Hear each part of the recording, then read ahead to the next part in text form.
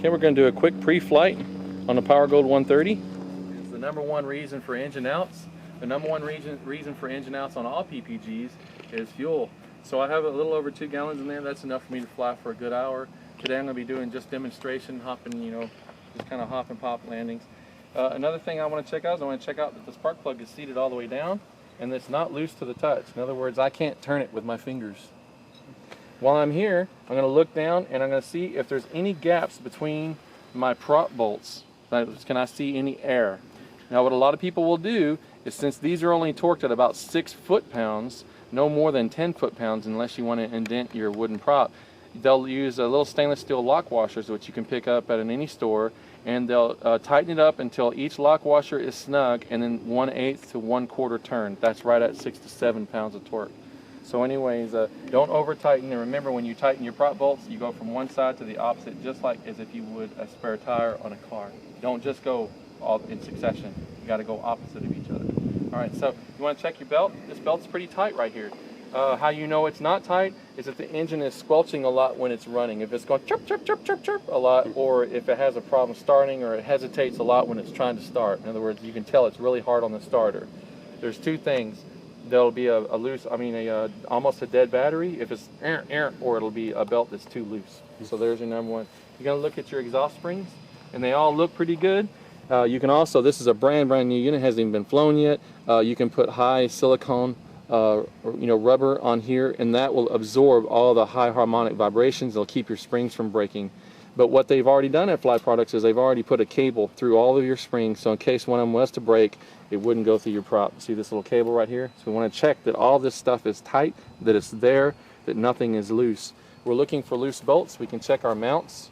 Now what Fly Products has also done is they have put safety straps on the mounts, so that if in case you broke a motor mount, your engine wouldn't go flying in any direction.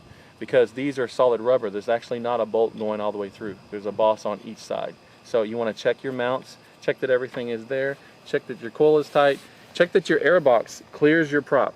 You could have flown for a while, and after you landed, you didn't notice that something came loose, or you popped part of your net or something, and your air box might be loose and it's drifting back towards the prop.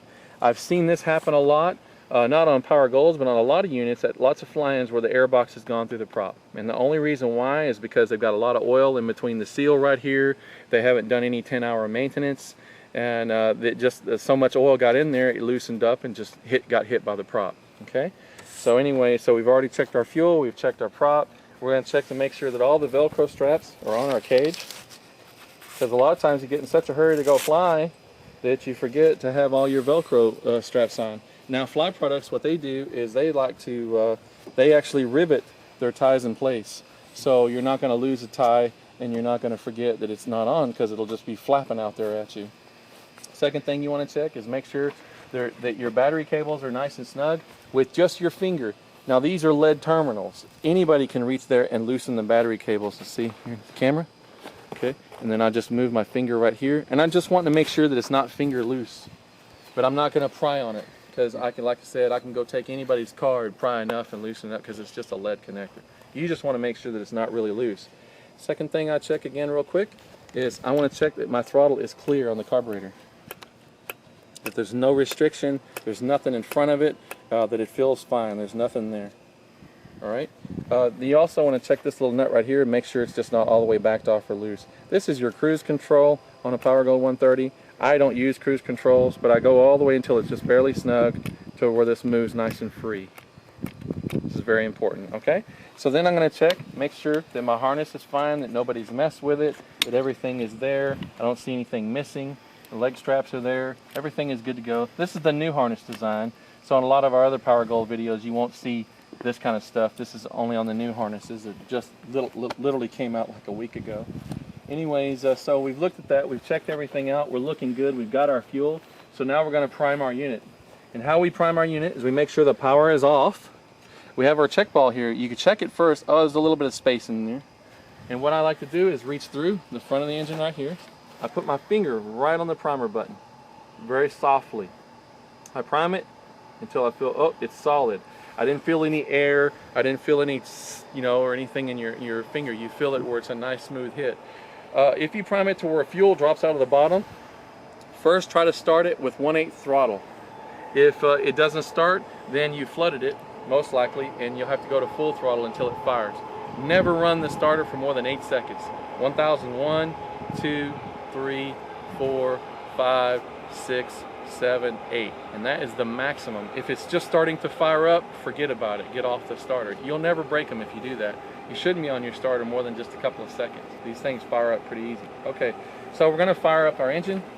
When we fire up our engine, we want to make sure it's not facing our sister or anybody else. And before you fire up an engine, you've already checked everything. This is where the #1 injury comes from, because it's prop injury. It's good to make sure whatever unit you do get has a cage covering the prop that's a strong cage, a double ring, so in case you fall against it, it's not going to flex and hit the prop.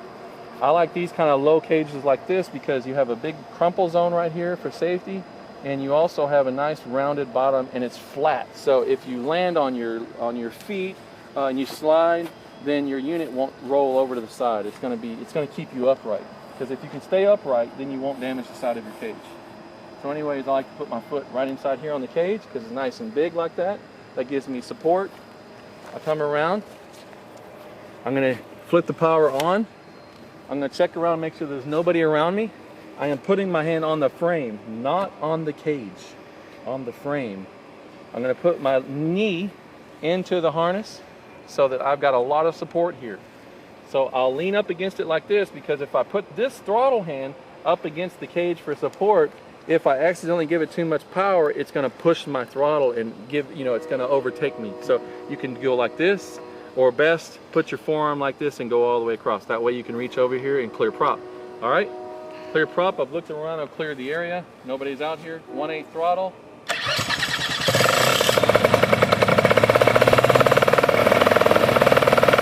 don't want to run the engine at full blast right away. Let it move up a little bit.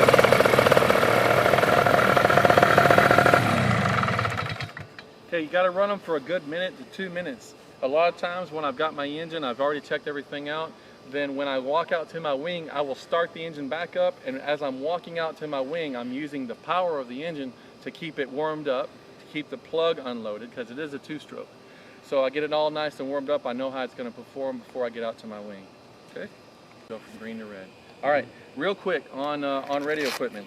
This right here is an ICOM radio, but you can use any radio you want. Most people in the PPG world, powered paragliding, use just regular FRS radios, like this little Cobra right here that can be purchased at any boat supply or whatever. Nothing really fancy.